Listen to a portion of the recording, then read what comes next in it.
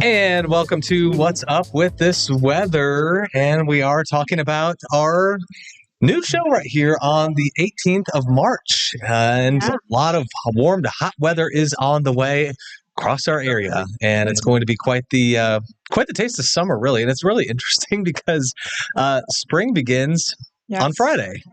And my kid's on spring break, not summer break. So why is it going to be 90? I mean, it's going to feel like summer break, and that's what's crazy. Yeah, 90s just to begin with. We'll see 90 tomorrow for a lot of central Oklahoma, and then it gets even hotter Friday. The hottest day of the whole bunch is going to be our Saturday. It's really, really incredible stuff here that we have, and a lot of folks don't like it. Maybe some really want the summer, but here's the deal. We've had a really, really warm and mild winter. My goodness. Yeah, I was thinking that too. There were only a few days where it just felt miserable cold. And I feel like a lot of that was because of the added wind on those days. The temperatures never got really just unbearable as they had in years past. So I am a bit concerned going into summer that it'll be a scorcher. And we had one decent widespread snowfall. Other folks did see some snow. There were some snow events, but one big one, and that's about it. And one thing that we look for and we look forward in this sort of situation is a lot of people want to know, is this going to be a bad spring season? Are there going to be a lot of tornadoes? Well, that's always hard to tell, but there are things we can look at, like how is the drought doing? How have we trended through winter and all this stuff? The drought is bad, I'll tell you that. So when we take and continue that can lessen somewhat the chance of severe weather. But if we make it through spring without a lot of rain, which is when we get a lot of rain, that means that we have a really hot summer. 2011 was that summer that was just incredible. Were you here in 2011? I think you were. Yeah. And I remember that one. What is it, like 13 over 100 days? Oh, I think it was like in the 60s or 70s. Okay. It was just unbearable. I wish I knew the number. Yeah. I really should know that, but that was really. You have intentionally forgotten because it was. Yes. It would be hard on people. So we're going to try to not do that again. That's for sure.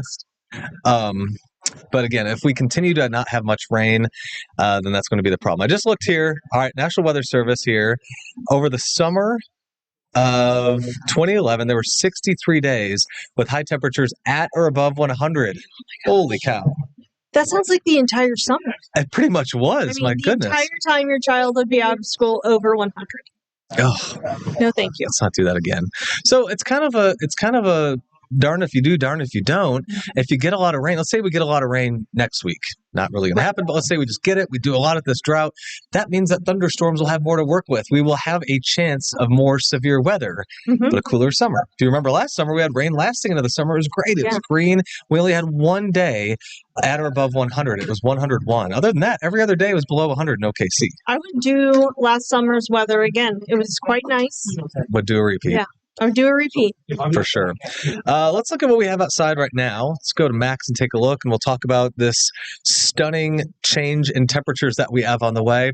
It kind of looks almost hazy outside. It's just some filtered sunshine out there. That's a look at downtown Oklahoma City for us on this March 18th, ahead of the really hot temperatures. And these were lows today. Now, what's going to happen is the low and the high, they're going to be bouncing around a lot. When you have dry air, during the afternoon, it heats up really quickly. And then at night, when you have clear skies and light winds, which we'll have, it'll go down again pretty quickly. So overnight lows aren't going to be excessively warm. And you can see right here, this is the beginning of the warm-up big time. All right, temperatures about 10 to almost 15 degrees warmer than this same time yesterday. And yesterday was a great day, especially in the afternoon. Here we go with the stats. The dew point and humidity are really, really low. I was accidentally...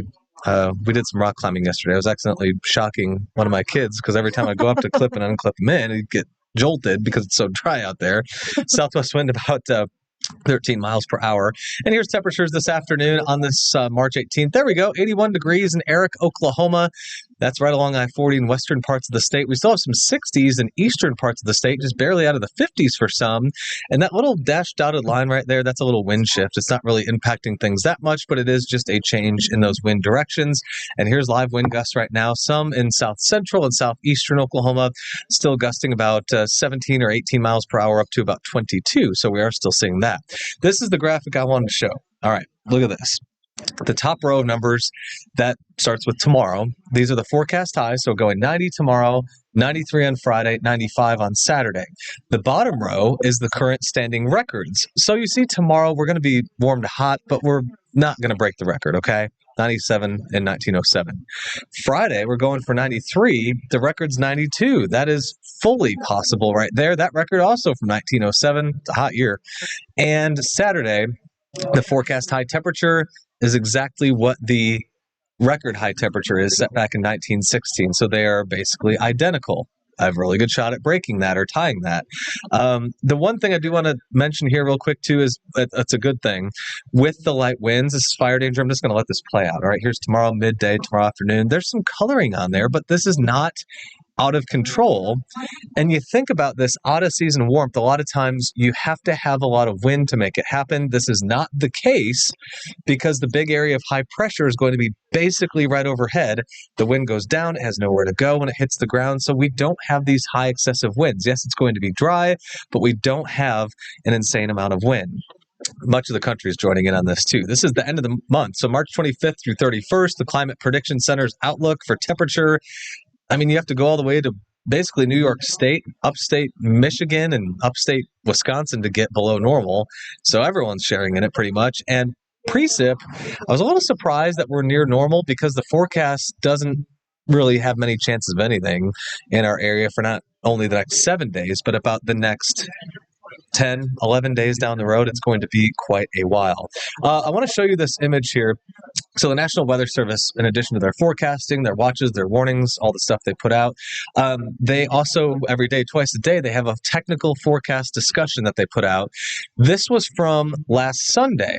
Keep in mind, we were dealing with all the fire concerns, high winds and all that. But of course, it's broken up in chunks, near term, short term, and long term. This is under the long term area. Just to kind of highlight some of the things here. NBM, which is a blend of national models, continues to show some eye-popping temperatures for the end of next week, which is tomorrow, Friday, Saturday, into next weekend, this upcoming weekend, with 90th percentile values. So that's basically looking at what will be the worst case in all the models, approaching 110 degrees across southwest Oklahoma. Wow, that gets your attention. In western North Texas. And over 100 degrees into central Oklahoma. All right, so we'll take a break. This is a technical forecast discussion, so that is just what could be the worst thing that would happen. And this was, again, back Sunday. Okay. But it shows you how long that this has been on our radar. It's been a long time. So, again, the NBM mean, the middle ground, isn't nearly its extreme, but still be near all-time March records, as it shows several days of widespread 90-plus degree temperatures and nearly 100 degrees across southwest Oklahoma. So this has been talked about for a while, and this is still locked in. So we got a lot to come here to talk about. When we come back, we'll take a short break. We're talking about what happened last Sunday, the Sunday fires, the extreme winds that we had for a lot of folks, and we're going to kind of liken that back to what happened just over a year ago, the state's historic wildfires in March of 2025. And of course, we'll take a peer forward into our forecasts. A whole lot more coming up on What's Up with This Weather after the short break. And welcome back to What's Up with This Weather. Here we are. Jacqueline Ferris, Aaron Brackett here, the busy K4 newsroom behind us, as you can see. And talking about how the drought has just continued and it's going to get worse, at least the next 7 to 10 days, the way things look. And the temperatures are going to be just absolutely incredible moving forward. Toasty. Now, did you want me to show those records again? Because you had a really important... I do. Let me pull that back up here. You noticed something really interesting. Max 3. Yeah, you noticed something really interesting about that. And I think everyone should hear what you have to say because this is incredible. So in looking at the stats on these high temperatures, so in 1907, it was 97 degrees, which, people can deal with, it's extra hot, but they did not have air conditioning. No way to cool their homes other than opening windows. I don't even think the idea of attic fans would have been, real modern technology back then. And most people don't even know what that is. 1916 also. Yeah. In 1960, there was no central heat and air. And certainly, vehicles were very early back then. Yeah, they didn't have air conditioning in their cars. I don't think car air conditioning became mainstream until, I mean, the middle of the century at least. It was not, and it was a luxury item. That was definitely an upgrade, just like the windows used to be. They still make crank car windows. Oh, it's the workout package. You can get the workout package.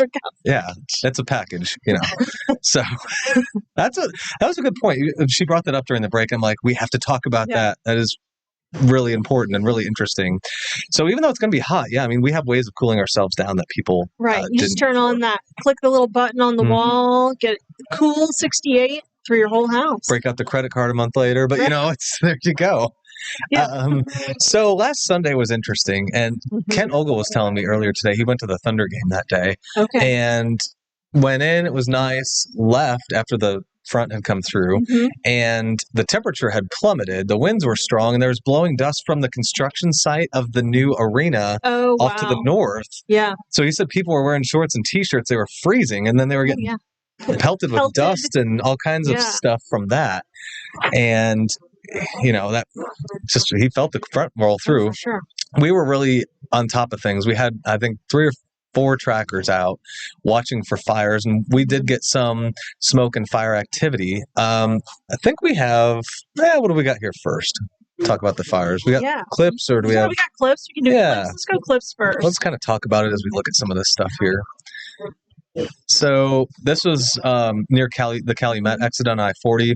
That semi was blown over. It was actually in the right lane, and it blew over all the way into the median. Wow. So it tumbled. It tumbled, and I've seen other video where it fell when it was on its side. It kept being pushed even on its side, which is an incredible amount of wind. Yes. My guess was that semi was unloaded because the video of it actually happening shows others going, what would that be, eastbound, and the other side, they were largely unaffected.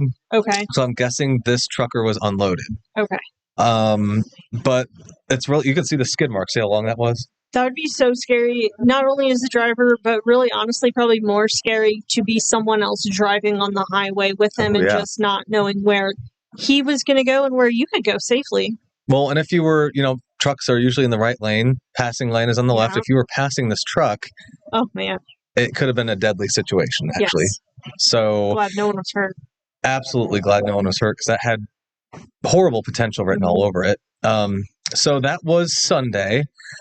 This was near Cyril, so Cement Cyril area, roughly about an hour and 10 minutes southwest of Oklahoma City. So Gage Shaw, one of our trackers, was out there. This one had a lot of activity on it with the brush pumpers out there doing a great job. And I mean, look at these people. They are just such great people to be out there in this. In the elements, that wind is just chapping your face. It is miserable. On a bucket truck in those high winds, getting blasted by smoke, and there's fires around. Hats off to all these people, and the brush pumpers, the utility vehicles doing an amazing job out there. So that was near Cyril. And then this was southwest Oklahoma near Altus. So there's a town, Martha, Blair. This was nearest to Martha. And again, strong winds right here. Notice too, the smoke, it's not really going straight up. Right. It's horizontal. Yeah. So it just shows you visually how strong these winds were. Look at that. That's a good one right there. The smoke is not going up. Smoke rises, but the smoke is just... The wind is so, intense that's incredible. It's just literally blowing around the ground. So there's some damage right there. That's an outbuilding right there near Martha. Again, Phil McGee. He's one of our newest trackers, by the way. So we want to welcome him. He does a really great job. And he actually he fills in at different churches. He had just got done preaching in Duncan, and then in his church clothes shot over to Martha. And we actually saw him on his dash cam out in front of the car talking to some people wearing his church clothes. I'm like, oh man, he's going to get all smoky. I feel so bad, but the dedication's there. The dedication is there. Phil McGee, thank you. And we look forward to you keeping us safe and forewarned as we go into the spring and we start getting severe weather. So we have, that's what happened on Sunday. I think we have a couple images before we take a break here to look at some of these winds that we did have from the Oklahoma Mesonet. Yeah, here it is. So 61. So if you find central Oklahoma right there, kind of near the little plus sign that's four corners. Mm-hmm. So northern parts of Grady County and Caddo County got lots of wind. 61 in Minco. I believe Clinton was, that says 61 there, but actually at the airport, which is not Mesonet, they got a 68. And look at Southwest Oklahoma, those 64s, that was where Philip McGee was. Okay. So 64 mile per hour winds down there. And then if you look at the top, so there's the county that's shaped kind of like this, where there's a 58 at the very top of it. That's Woods County. And about 1.5 miles north of Woods County, there's a radio station that I partner with, and this station partners with. It's called KZLF 97.5. Listen to it if you want. It's good stuff. And you'll hear yours truly giving the weather forecast. They have an anemometer on that building, on the transmitter site, okay. 1.5 miles north into Kansas, near Hardner, if I can say it, Kansas, 78 mile an hour gust at about 9:08 in the morning. That's incredible. Yeah. Not a thunderstorm, just the wind. Regular old wind. Just the wind. Yeah, so the engineer sent me that in the morning, and I was like, holy cow. That's crazy. So we forwarded that to the Weather Service, and they submitted a storm report on that, too.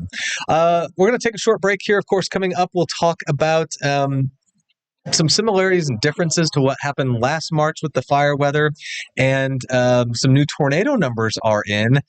Talk about that in your forecast coming up on What's Up With This Weather. And welcome back to What's Up With This Weather. Here we are on a Wednesday, getting ready for the heat. I am ready. I'm ready, but I'm not ready if you're going to tell me there's going to be more wind. Is there going to be more wind? No. Awesome. I'll take the heat. And that is so good because of our ongoing drought situation. Thank goodness. Maybe we'll just talk about some comparisons here, and then let's save the car image for just a second. That's your teaser, car image. What does that have to do with weather? All right, so we had the historic fires last year. They were terrible. A few people lost their lives. Yes. Dozens upon dozens were injured. Smoke inhalation, firefighter injuries. Homes lost. So many homes lost. Really scattered all over the state. Stillwater was a big concentration of that. And it's basically a date that went down in history as for the horrible wildfires. And not in a good way. No, not in a good way at all. And it was a year ago last Saturday. Okay. Is when this happened. So going into this, we looked at that before the last break. We looked at that Mesonet map, and you saw the wind gusts 50, 55, 60, 65 mile per hour wind gusts, and then the 68 that we had. It was a little bit windier a year ago, as we had some reaching into the 70s. But I mean, at that point, it really doesn't matter that much. What helped us out this last Sunday was the direction of the winds. A year ago, in 2025, in March, that was a west and a southwest wind. What that does is that brings in desert dry air, incredibly dry air, but it keeps the temperatures warm. So that makes our humidity levels really low. And that's a major component to fire spread calculations and all that stuff that goes into this. What happened on Sunday was we had the front come through, and a lot of folks knew when it came through, it got really windy. But then through the afternoon, the air got colder, and relative humidity is actually dependent on how much water is in the air, but also the air temperature. If you keep everything the same and lower the air temperature, the humidity level actually goes up. It's kind of an interesting thing. The dew point doesn't change, but the humidity level goes up. And that's what wildfires and wildfire spread calculations take into account. So we actually had a little amount of help by how the temperatures fell to lessen the speed and how much the fires were spreading that day. Now, as you saw earlier in the show, we still had lots of fires and video, and the winds were just making it hug the ground. That smoke was really bad, but that helped us a very small amount. I mean, you remember much worse. You remember a year ago seeing all that. Homes just going up instantly, and really nothing that could be done about it because it was so vast. It was incredible. Yeah, that was the thing. Eric Dixon's one of our trackers. He's also a volunteer firefighter, and he was just basically saying, live on TV, there's not much that can be done. Right. Even if you put fire breaks out and stop the fire, the embers were traveling miles. Right. I mean, it was just a horrible day. And we were lucky to at least have had the winds be north and a little bit more humidity this last Sunday. Now, of course, we're thinking for a lot of folks, or thinking of a lot of folks that had damage or had some rangeland fires or structure fires, but it thankfully wasn't quite as bad. Let's go ahead and look at the, let's go to Max 3. We'll just go ahead and talk about the, I'm sorry, let's go to the picture. I want to show the car picture. Okay, great. I love that picture. Then we'll get to Max 3. I'm just throwing you all kinds of curveballs here. This was, I had just left church, and I was going north, or we were going north on Portland into the wind on Sunday. Okay. And I get bad gas mileage anyway. Yeah. This was going the speed limit. You can see the little sign there, 65. I was going 65, and I was getting 14.1 miles per gallon. Holy cow. I know the vehicle you drive, and I am shocked you got mileage that bad. I didn't think it was possible. I average about 18 and a half to 19 and a half, maybe 20 if I'm careful on it. Yeah. This was cruise control, everything. Oh, and, no way. This is cruise control even. On eco mode. I threw everything I could at it. Oh my Still 14.1. What's happening here? Going north into a 40 or 45 mile per hour wind. So if you're going 65 into a 40 mile an hour wind or 45 to the car, it's as if you're driving 105 to 110 miles an hour. That's how much wind resistance the front of the car is taking. Crazy. So that will instantly zap the engine's working really hard. Even though it's not going that fast, it feels like it is to the car. So that is the little car nerd explanation as to why I was getting 14. Well, a lot of people were getting bad gas. Then if you go south, what I got, because I'm not a cautious eco mode driver. You're on sport mode, race mode. I need to apologize to my car. But if you go south, I went south to work later, just not about an hour later. I came in early. I was getting like 27. Oh my god! Which is unheard of for this vehicle I drive. Yeah, I mean it was. So I just thought that was fascinating. That's really cool. A lot of people. What do you say we look at these temperatures across the board, and then we'll kind of close things out here. So this is our Friday. Thursday, tomorrow, we're going to hit about 90. This is Friday, even hotter. 92 OKC. Again, look at the wind arrows. There's not much wind. So we're doing pretty well with the fire concerns. 96 in Altus, 4 away from 100. Here's the hottest day so far on the forecast. The record's 95. Again, 1916, didn't have AC. We're going for 95, and that is an even 100 down in Altus in southwest Oklahoma. Simply incredible stuff right there. So now you know, you've been forewarned, it's going to be hot. It's been looking like this consistently. Nothing's going to change it. Sunday, it looks like a cold front finally comes through, and we'll have those temperatures falling as we go throughout the afternoon. And that will give us 60s by Monday. That'll feel ice cold, but then real quick indications are, looks like we're back at the 80s, plus even more by the middle of next week. How about that? I'm ready. I'm ready for it, whether I want to be ready or not. You're ready. You're informed. You are ready to go. Yes. We're going to bid you an adieu here on What's Up With This Weather for the March 18th edition. Jacqueline Ferris and meteorologist Aaron Brackett. Have a great rest of your week and stay safe.